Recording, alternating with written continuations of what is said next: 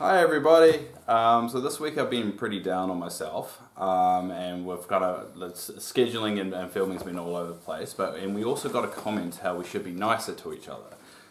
So Ollie's decided to try and be a bit more nicer to me, even though it's probably the other way around. So Dave. Yeah. You're one of the most driven people I've ever met in my life. Okay, in fact, you take every project that you have in your life and take it 400 levels above really what it should be.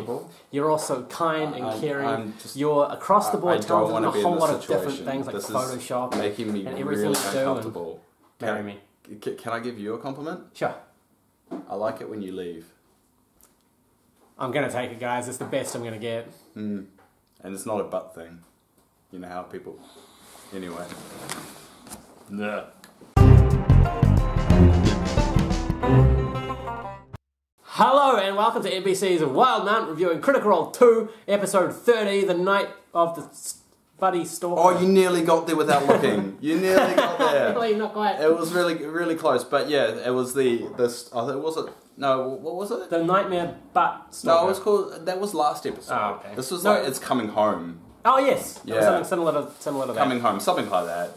30 seconds. They only announced the title when they released the actual episode, and we're filming this one a little bit later than we normally would, so we actually saw the title, but we didn't actually write it down. Yeah, I ended up stuck in a drug lord's boot for 3 days. So you and drug lords. I mean, last time you went on a big speech about me. I don't know why they're in my head for some reason. Yeah. Anyway, Critical Role 2, episode 30. Yeah. Yes, wonderful stuff. And I think the most important thing is Laura and Travis are back. Yes. So they've obviously sold their baby, which is great because it was getting in the way of Critical Role. Get more money. No, it's great to see them back because we missed them as players as in people as well. And you could really feel the group dynamic needed that injection of their kind of presence. It just really felt like they're a unit again. It brought the energy way back up, up there as it was when they're a whole cohesive unit.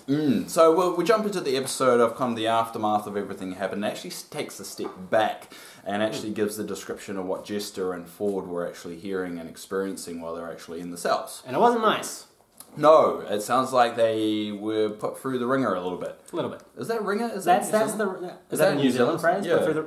Tell us in the comments. Put through the ringer. Well, we should explain what ringer is in case it is. Oh, so a ringer is what they used to use to dry clothes. Yeah, it's kind of like gone through the mud kind of thing. Like they've gone through experiences in a turbulent time. Funny story, my mum used to have one of those when my brother was a kid, and she was on the phone, and he accidentally got his arm caught in it, and was screaming out, "Mom, Mom, help, help, help!" And she was like, "Not now, dear, I'm on the phone!" And he was like, that's not so much funny as concerning, right? Cool. So anyway, we kind of it kind of jumps back into the you could say present time when Not and Jester have that moment there, which Matt roleplayed at the beginning of the last one, but now Jester can actually respond and roleplay back. And we pretty much Ford and Jester were kind of bound up and in the same cell. Gagged as well. Yeah, a lot of subtle references of... We don't need to go there, that's fine. We're a high-class channel here, Dave. Well, it's not a high-class show, though. So they make a lot of kind of implications. G to the I to the E to the B. What do you feel about the Jester and Ford? Because they are pushing that. Yeah. Oh, I think it's more Laura than Travis. Yeah. But they are kind of pushing them to be together. I mean, I have mixed feelings about it. I think it would be funny for the sake of comedy because they could have like real world arguments, like bickering on camera, like we do. Yeah. But then again, I would like. You just compared us to a married couple, but thanks for that. Dave, we are a married couple. We are How many times do I have to go through this? No, we don't live together. Legally, we are. We only see each other once a week. Do you remember that night where you had the bottle of tequila and woke up on Traffic Cone Island? Yeah, I got us all married that night, so it's all official and documented. I've never drunk tequila since I met you. That's a really It was a long time before I met you. Yeah. Before you met me, so you married me before you even met me. Well, your beard is alluring. Anyway, so essentially what we have is... you just spotted me in the crowd. I mean, that one. Get him, marry him, and then we just ended up doing a web show together. You didn't know that? Well, that's all good. Anyway, Not says case closed. They finally found them. It was great. I want to get that shirt. The detective agency. That's going to be my next order for shirts. I'm going to have to order it first because we can't have the same ones. We've already had this conversation about not having the same ones, and I want that one. You never wear a Critical Role shirt. I'm wearing our shirt right now. Yeah. What you get? Order the... Oh, whatever, I don't know to do that. You can buy it if you want. You can buy it if you want and support us, and then we can actually get a proper camera that's not making us look Actually, it probably looks better if it's not high def. I just wrote probably. I just wrote they we in the caravan, but then I realised that's they were in the caravan. We're jumping too far ahead. So we're kind of... Basically what they do is kind of they have that moment to catch up and then have the realisation what happened to Molly as well. For me, I felt like this was, because it was going to be a roleplay heavy episode, I think this was Matt's way of kind of going, look, here's some situations where you guys can talk to each other seriously, because it's going to be one of those episodes. Yeah, it feels like a necessary downtime episode that they needed to have after everything that's gone on. One thing that I learned as a DM was the fact that, praise be Jeebus, the fact that you need downtime. Yeah, praise be Molly Mock. You need downtime. You need to give your players time to spend the gold they've earned and mess around and just have a bit of fun. Play with the world, as I say it. Yes, it's the storytelling element. They do need that kind of stuff. So Matt is expert at... He's probably got it all planned out for months with little dots that say downtime on this. And he's probably got one plan, 5% of the plan, and then everything else never gets touched. I just picture Matt in a basement covered in walls of paper, just ripping things up and like burning miniatures and being like, they went the wrong way. Well, since they got their new studio, they kind of moved all those miniatures there. I saw the behind the scenes, because they did a behind the scenes. I'll link it down below if you're interested. They did a behind the scenes of their new studio. And they had like Matt's miniatures like in stacks everywhere, and it looks like he's got his own little workshop now. It's pretty and they've got like blue light, like disco shifting lights behind them. I was like, man, pretty cool, guys. So they also meet Mr. Clay for the first time, because remember Jester and Ford haven't met Mr. Clay. Yes. And so that's an interesting interaction, and it feels like there's going to be some moments coming up of Mr. Clay bonding with the rest of the group, because it doesn't feel like there's enough of that right now. Yeah, they need a reason to trust him, which will become apparent at some point. He'll do something, and I think he kind of threw a bit of gold around this episode, and that kind of helped. It's also worth noting Ford got a Molly sword. Yeah. That's worth noting as well. And discuss what to do with it, and they thought Ford would be best to take it. And we go back to Molly later on in the episode as well. But we find out the Iron Shepherds were slavers. I mean, it was implied that were slavers, but this is confirmation. They've got a contract with the opposing house about slavery. And it feels like we're going to hear from that opposing house once again, who hired the Iron Shepherds. That's probably going to come up again, because they're going to be vengeful. They just killed the big bad. So I think the crews and stuff are going to lead them to their next mission, whatever that may be.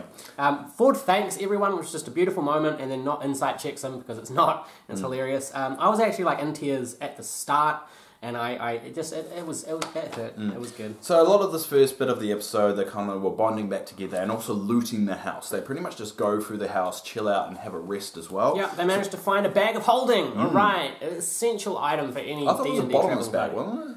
No, it was one of the riffs, because they did the thing where they called things out of it. You can only think of things to pull out of the bag of holding, but you can turn it inside out. And players never put a bag of holding inside a bag of holding. It's an infinite recursion thing. Bad stuff happens. Okay, it's bad. Okay. Yeah. So don't do it. Okay. So there's something in the bag, as they were kind of guessing, because they kept on putting their hand and nothing was coming out. So and Matt had that smirk on it. There's something in there. And they knew it. They knew it, because Matt kept looking behind his DM screen and looking at notes and going, no, you don't find any of that. And Marisha goes, he looked at his notes, quick! We have to figure out what it is. It was 101 platinum pieces. A lot of... So how much is a platinum compared to gold? In my world, it's 1,000, but in the standard DMG, it's 100.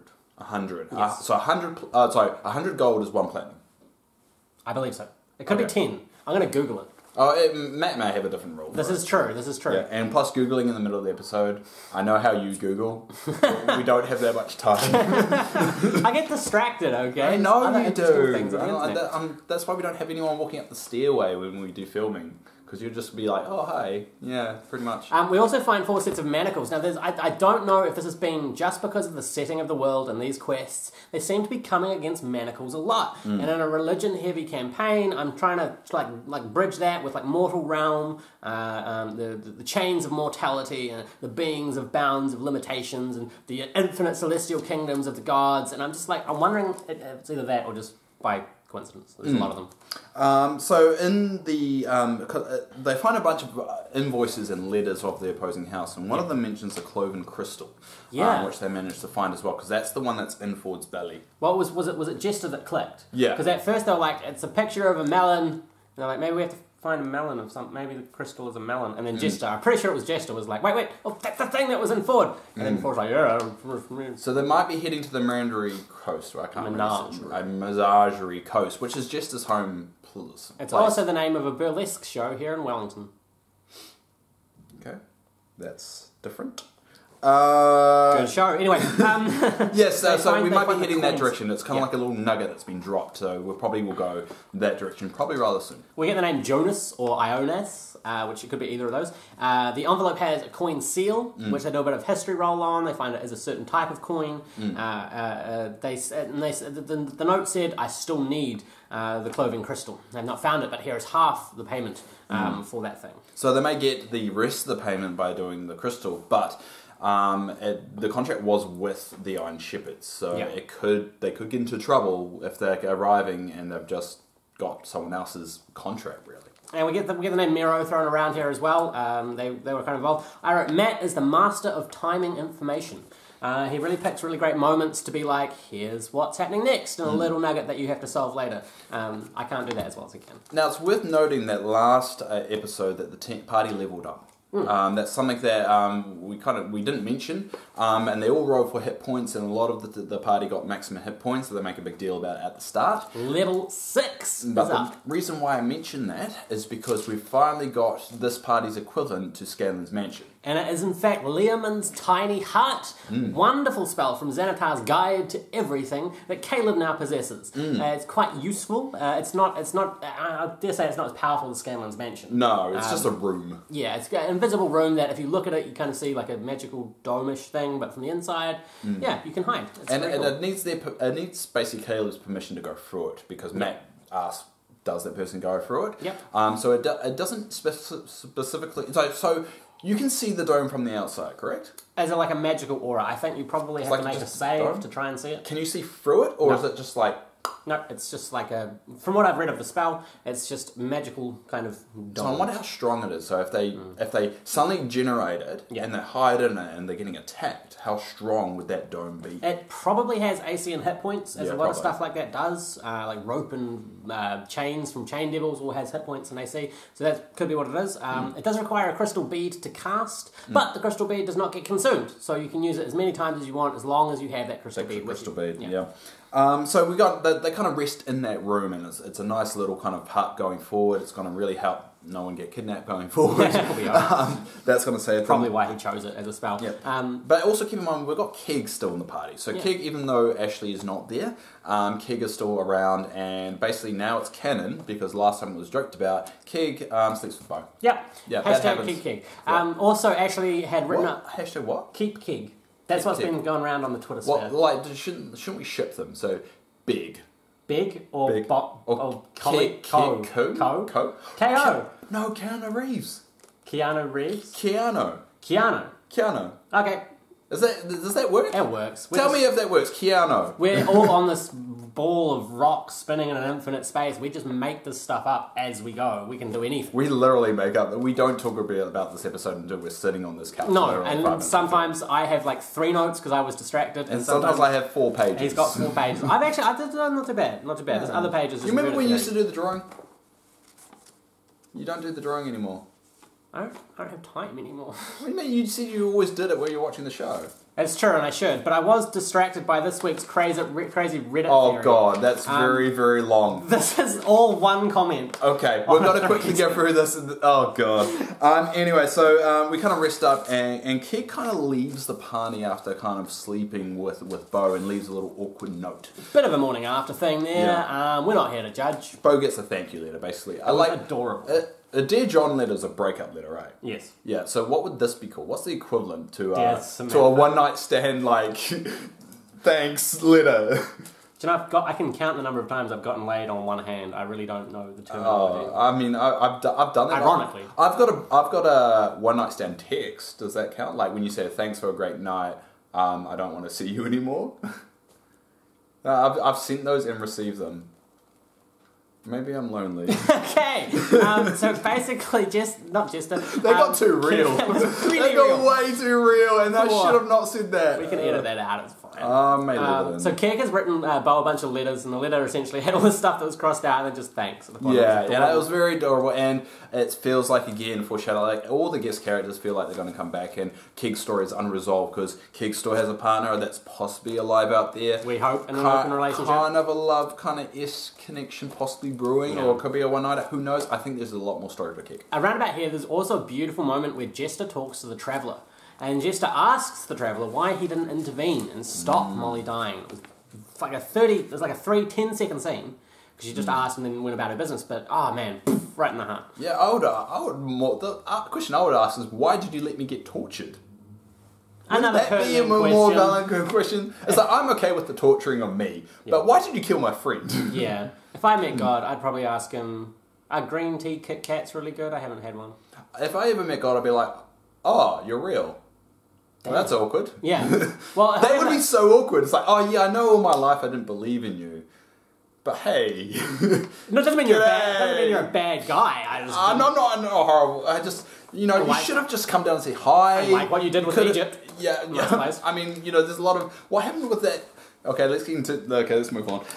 Basically, now this is a quest for all you astrophysicists, physicists and the like, and theologians out there. Your quest is, if you can prove the existence of God somehow. Really? Are we going down this road? This is one of the rules you don't talk about on the internet. Religion and politics and... What's the last one? 6? Will Wheaton. Don't talk about Will Wheaton. Essentially, if you can prove that God exists, whoever's religion he belongs to will get bragging rights for the rest of eternity, and that's going to be awesome. So go and prove it. It's kind of like that one thing is like, one day, if there is an apocalypse, there'll be that one dude who predicted it right, and he will never let it go. You'll be like in desolate areas, and there'll be one guy's like, called it. Said it. So you should always listen to me now. And he'll never take off the sandwich board. Yeah, exactly.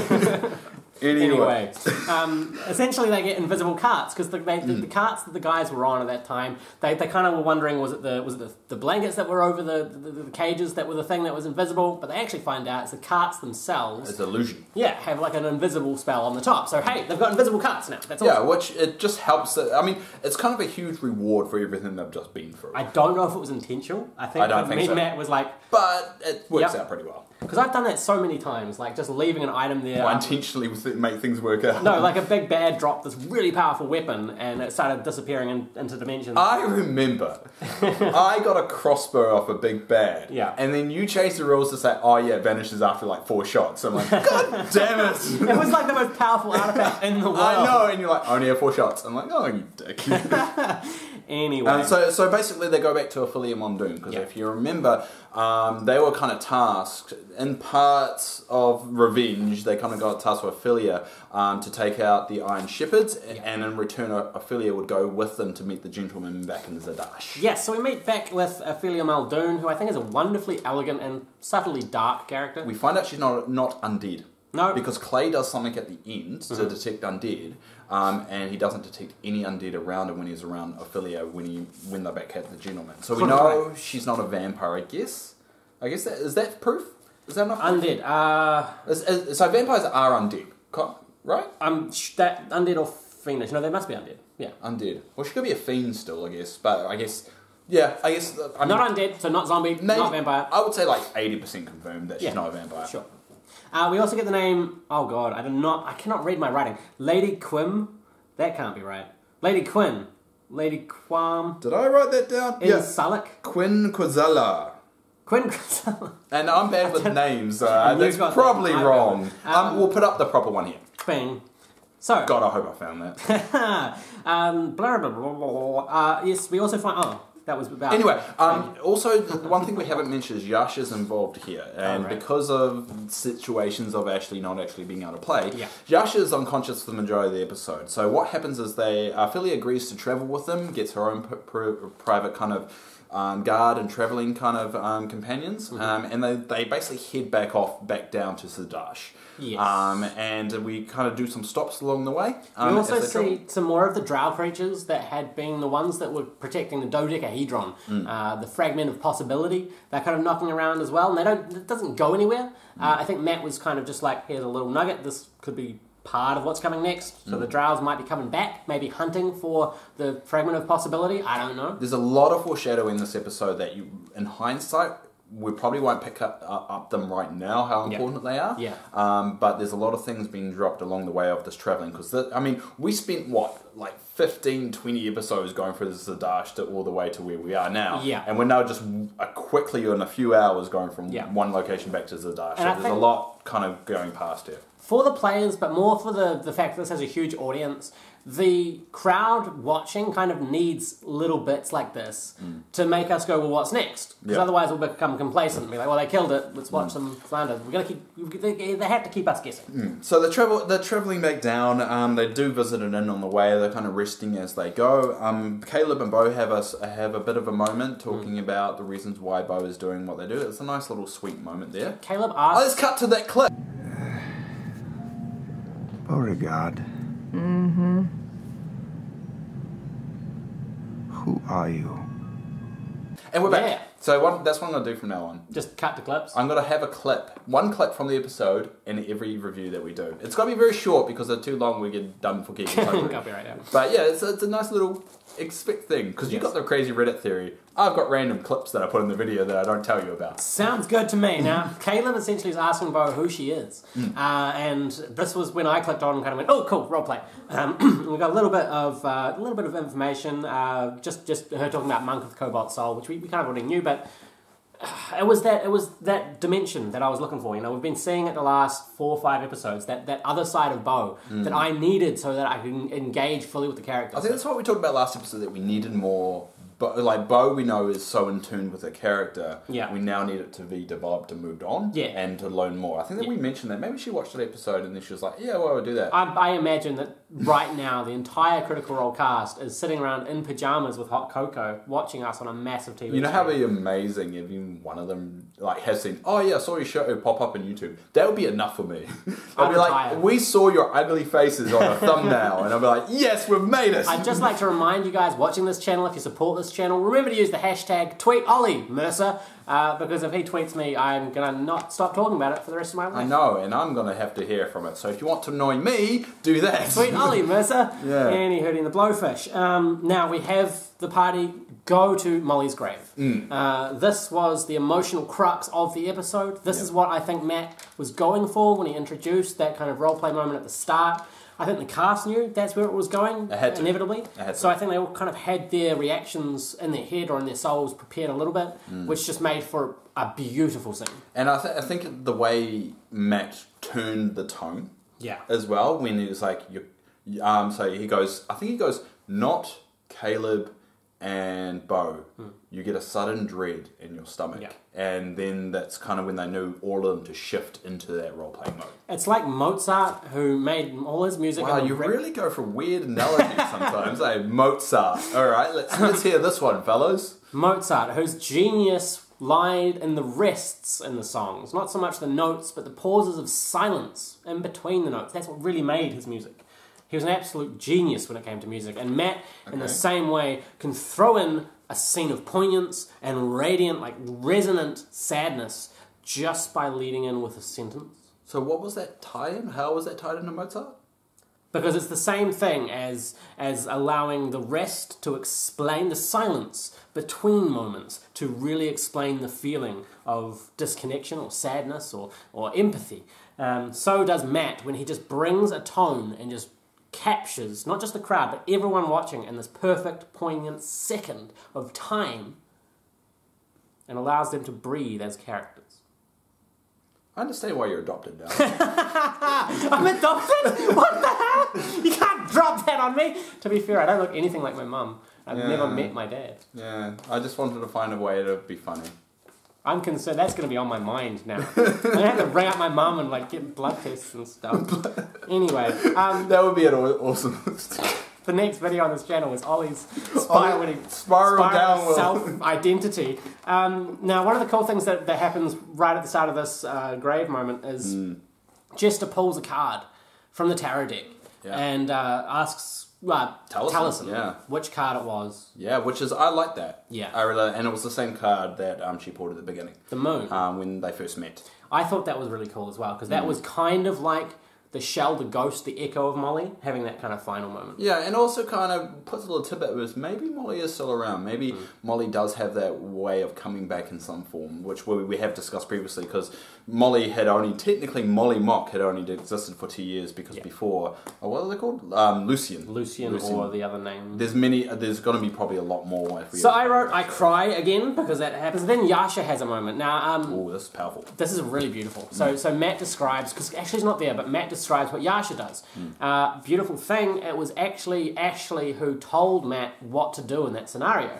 So when I was watching it, I was like, oh, okay, Matt's kind of expressing his lament at the event. But no, it was actually Ashley's relay. It's only fair. If you do have a party member who's away, and they're going to react to a big moment, especially how Molly and Yasha were a unit. They arrived into the party as a unit. It's only fair to go to the player and say, how would you react to the scenario? I had a player that had to leave my game because their work schedule changed. So I had them killed, but I had them write the epilogue and delivered it to the party from them. It was actually quite a poignant moment when I said, and not only is the character gone, but the player's not returning. And they kind of all went, wow, intense. Yeah, it's kind of sad. It's a good way of doing that, though. So Yasha has this big explosion of emotion.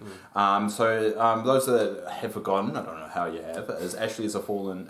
Was it Asima? Asima, so it's a fallen angel, basically. Which was the only class that I guessed correctly. Race. Yeah, I remember the only race that I guessed correctly when we did our speculation video back when CR1 ended. And so the wings kind of opened up. She yelled up a huge cry of pain, and there was lightning in the background. And she kind of turns to the party and says, I will find you, or something like that. And wanders off to the storm to be with the Stormlord again. So probably think about that. It was so beautiful. The way her wings just expanded, the cry into the sky. Oh, man. It would have been interesting to see what would happen if Ashley was actually there. Yeah. And actually decided to... Because that wouldn't have happened, obviously. If Ashley was there, Ashley would have... Yasha would have gone back with the party. Yeah. But now, what's Yasha's motivation of staying with the party now? Yeah. I mean, it's she hasn't obviously been through as much as Molly through this party's interactions. They barely know. Yeah. Yasha's tie back to the party was always Molly Mock.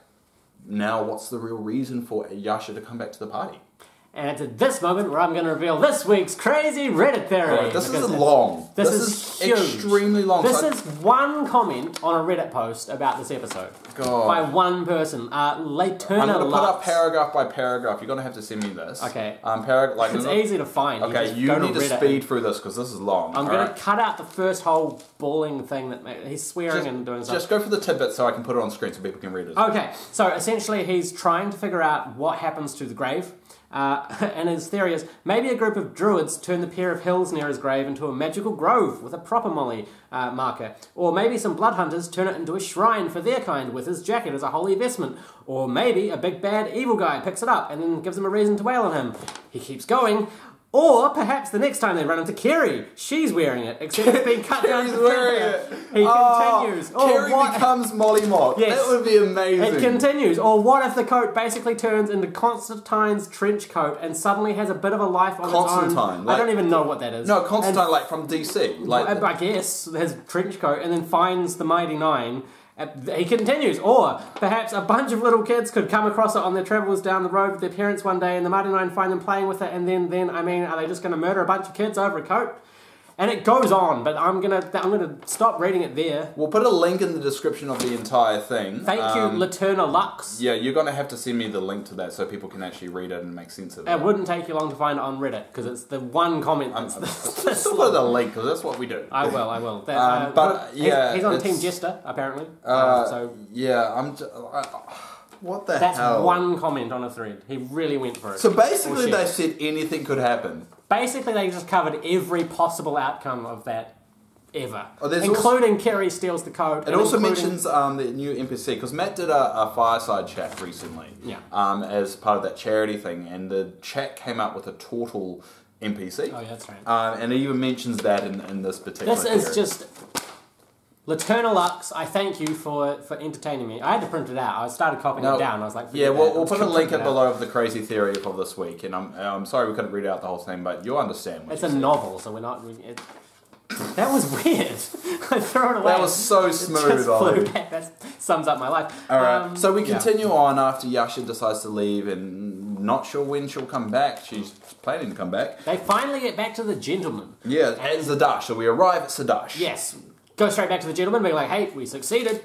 Where's our money? And we find out Ophelia and the gentleman are lovers. Oh, yeah. Oh, God. And we also find that it's kind of confirmed that the gentleman is, what was... Oni. Oh, no, it wasn't Oni. Oni was the ass thing, wasn't it? Or was this an Oni too? Well, there's theories. Yeah, but wasn't that water kind of creature? There was a big theory about there being that water kind of based creature. I can't remember what else. I'll put it up here of what we talked about previously, but Okay. Oni was the last thing we fought. Yeah, so we get back, the gentleman pays them 600 platinum. Oh, here it is. So split 600 platinum and 250 gold pieces reward. Clay and Not do shots. Drink responsibly, everyone. Yeah, so pretty much they chill out in the gentleman's kind of bar for a little while. After they get rewarded, the Mighty Nein kind of have a breather and kind of chill out. Bo hides in the corner. Mr. Clay meets the gentleman for the first time. Gentleman kind of says, hey, drink up on me. Kind of after quest drinks, kind of just chilling out. And Again, important roleplay downtime for the end of a quest line. They need to be able to kick back. They make hints of what they're going to do. So they kind of want to go to Pullmat Soul, what they're going to do over the next... And we find out there's actually going to be a time jump. Yeah. So it's going to be a couple of weeks. I think it's about 3 or 4 weeks or something like that. 2 or 3 weeks. Interestingly, Matt, essentially, I love this stuff. I think it's really good for the players. Essentially is saying, okay, cool, you've got, I think it was a week or 6 days to do whatever you want. Just let me know what your characters did. Yeah. This allows them to spend the gold they've earned without taking through the laborious process of actually going through a whole list of items, which is no fun to watch for us. So they're just going to skip ahead. And we've done time jumps before. Yes, we have. So that we holiday, that's where this little gem came from. And there's been like a year time jump, but this is only a couple of weeks. Yeah. So it'll be interesting to see what they do. Now, Matt actually puts the campaign currently just heading into Quinpilla, one of the months. Although, according to Crit Roll stats, it's actually already the 5th of Quinpilla. Which is just funny that, critters are keeping more track from the actual... I remember there was a clip once of, like, when Laura lost a particular item, ignore that, we did recognise it. It wasn't you out there, it was his phone. Because remember when you hear that on videos? Yeah. And you check your phone, and you're like, oh, it's the video? Yeah, sorry guys, if you just fell for that. Stop it. You're easily distracted. So there was a clip where Laura lost one of her item cards. Yeah. And it was like a god thing. I can't remember exactly when it was. It was when she became a Patreon for one of the gods. And she lost it. And she got this really cool ability thing. And she went, oh, I'm sorry, man, I've lost it, whatever. And he's just like, okay, I know the stats. You let me know when you want to use it. Yeah. And it kind of jumps to a little bit later. And Travis starts reading the chat. And the chat actually knows where Laura has put it in her folder. So yes. I will put the link there because I've seen the video on amazing. YouTube, and then she tells Laura, and Laura's like, "Oh, I found it," and she's like, "Thank you," and then Travis goes, "Thanks, chat," and she was like, "Do they really know where I put my stuff?" And like, "Yep, sorry, that was that again." I'm just gonna put it on silent. Yeah, put it on silent, and then everyone just laughs and freaks out. I'll put that clip down. It's a really hilarious thing. I love the critter community. This is why I do this show. I love the critter community. Yeah. I would like to just wrap up this kind of bit with a serious comment from Reddit, which I thought was beautiful. Serious from Reddit? Wow. From Light. So I think you've been on Reddit too long. You're starting to take it seriously. You're not taking it jokingly. This is quite nice. This is from Light Trick, and it's just the sentence that says, I'm really hoping that Molly's tree, the one that's growing on the market, I'm really hoping that Molly's tree will be as colourful as he was. Ah, what purple? I don't know if that was like literal. Well, I'm pretty sure it was like purple tree. Personality. Yeah, so that's the episode. Yeah, so not huge things happened in the episode. Pretty much, I mean, you could sum it up saying, well, they looted the house and then travelled back to Zadash. Yeah, that's pretty much all that happened. But there's a lot of nuggets there that could become quite significant going forward. And it's one of those things as critics that we're just going to have to wait and see and continue to spin 4-page Reddit theories. So because we've been a bit slacking, we got quite a lot of comments last week. Yeah. We're actually going to do 4 comments from our last YouTube video. So if you do have a comment and you want to plug it down below about this particular episode, please do. We try and engage with every comment, and we try and post one of the comments that stuck out to us on this particular, on the next video. So if you want us to read out your comment on the next video, you just have to put it on this one, and we might read it out. So this was from Shinted. Okay. That's his name, Shinted. Is that a word? Yeah, well, I don't know if it's a word. Like shifted, but Shinted. It's Sounds like it should be a word. Yeah. Make up a meaning for it. So he says, because this is about how I said Shagasta, kind of, they must have known Shagasta was there. Oh, yeah. And it says, also, we weren't aware of Shagasta being the guest. No one knew Kari Payton, the actual actor, was at Gen Con, as the cast had him stay in the hotel all weekend. It was a great surprise. I'm still suspicious about it. That's amazing. Because everyone kind of freaked out when they said the hummingbird. The bird with the thing. The black hummingbird. Yeah. And he was like, oh, we know what's about to happen, but I don't know whether... Or maybe it's just me. Maybe it's just a cynical side of me thinking, there's no way you guys are smarter than me. I still think one person actually did figure it out. And they were like, oh my god, I know who this is. And everyone around them was just like peer pressure and like, yeah, so do we. Yeah, we're all part of it. Yeah, sheep. So my first comment is from Seth Belly, and still said Caduceus wrong. It's pronounced Caduceus. Because we've been corrected on every video since they introduced Caduceus. Yeah. We keep saying the name wrong. We say Mr. Clay. I say Mr. Clay. We're just going to go But then again, I say every name wrong. So I don't understand why people are having more of a go. Maybe you're getting it wrong. And that's the problem. You're getting it wrong. I'm always getting it wrong. So that's just like historical trend. So I can't be given too much flack for that. Caduceus. Caduceus Clay. Yeah. Is that it? Caduceus. Caduceus. There's Mr. Clay. Let's just go Mr. Clay. It's late, guys. But then again, we'll start getting confusing Mr. Clay and Mr. Caleb. It kind of sounds very similar. But yeah, we'll try and get it better, but we won't. But we'll try, but we won't. Anyway, the next comment. Next comment from you, my friend. Next comment is from Alex the Great, one of the long-term watchers of this show. Hey Alex, how you doing? G'day. I'm very concerned about how the condition Jester, Ford and Yasha are in. Their reaction to Molly, I don't know how mentally damaged they will be. Now that's a very good point, because it's actually mentioned later on that Jester didn't seem to change at all. Yeah. Ford was more shaken up about it. Yasha, obviously, we haven't really had that experience. We saw her reaction when it came to Molly, but not from the torture or anything like that. And it sounded like Yasha went through the worst of it based on the descriptions of what happened to her body. Yeah. Jester seems like a character that's suppressing a lot already because of how cheerful she is. Like, you're very cheerful. That's only because I know you suppress a lot of stuff. Sure. I don't suppress it. I'm just depressed. So I'm openly about it, but I think Jester's suppressing a lot of what's happened because she's used to doing that. It's that thing of sometimes it's just too hard to deal with reality. So you just put on a face. So you just like watch a web show and talk about it instead of dealing with the issues. Yeah, or you do a web series with your friend and never actually talk off camera about like what's actually going on in our lives. So we do it in moments like this. And then they just explode when you try and do filming and organise filming, and then it's just like, and then But you still love each other at the end of the day. Next comment is from Lady Night 24x2. Lady Night, you're awesome. Apparently, I don't know if this is true, but you said that you'd gone back and watched every one of our episodes.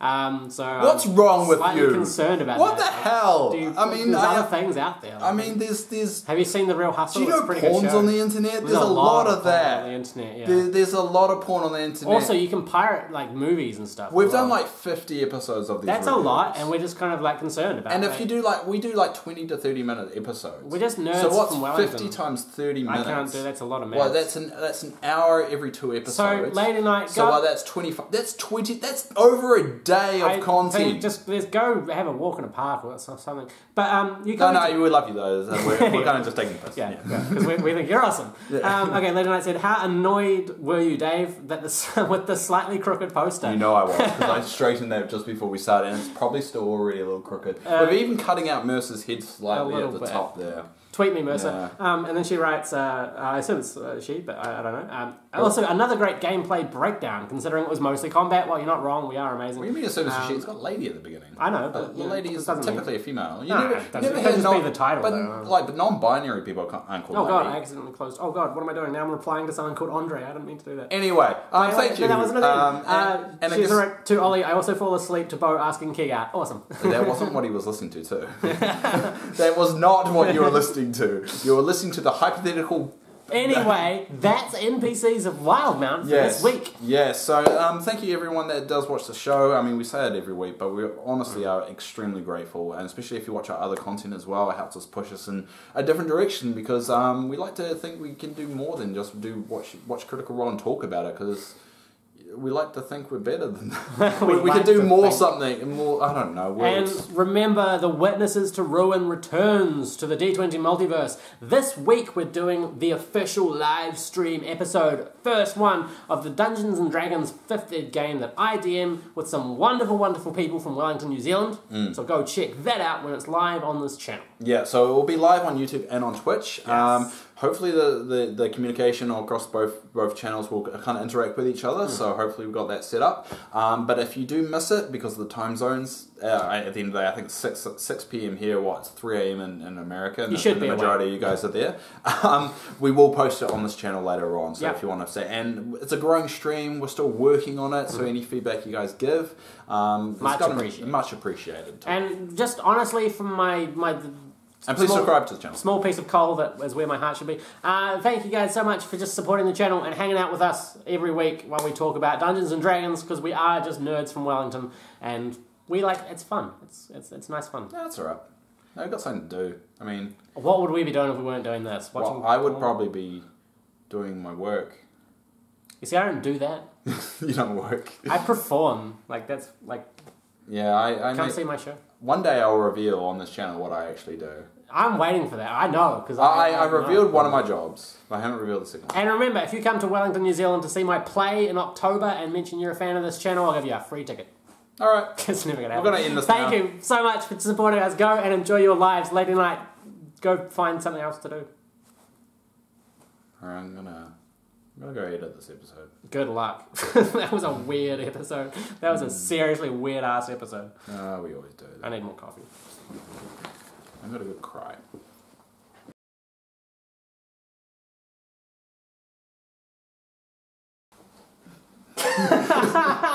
Okay. Is that alright? I don't know if it's alright, but we'll go with it. It's ridiculous, and that's ridiculous. Yeah, that's what we need. I like it, and then it will cut. I'm seriously concerned. That's what came out of your head. Oh god. Well, you know how people say I like it when you walk away, and it's a butt thing. Right. Do you not know that? No, yeah. Yeah, that's why I said it. Okay. Yeah. You said it. What did you say? No, that was you that said it. I said it. It was all you, dude. Anyway. Okay, and that can be the blooper there. Yeah, us talking about butts.